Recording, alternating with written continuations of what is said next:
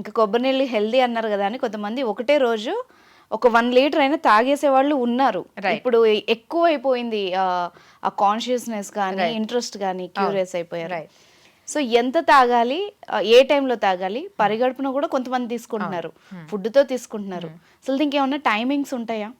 So కొబ్బరి నీళ్ళకి స్పెసిఫిక్గా టైమింగ్స్ అంటే మరీ లేట్ ఈవినింగ్ తీసుకోకూడదు. Okay. Okay.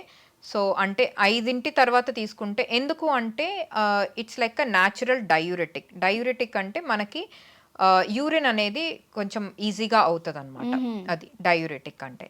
So night evening తీసుకున్నారు 5 తర్వాత 6 తర్వాత తీసుకున్నప్పుడు ఏమవుతుందంటే మధ్యరాత్రిలో బాత్రూమ్ వెళ్ళే ఛాన్సెస్ ఎక్కువగా ఉంటుంది. ఓకే.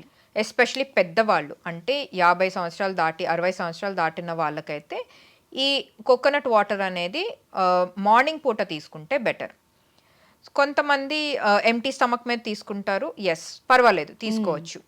కానీ 1 లీటర్ 2 లీటర్లు మాత్రం తీసుకోకూడదు. ఓకే. అది ఒకటేసారి తీసుకోకూడదు.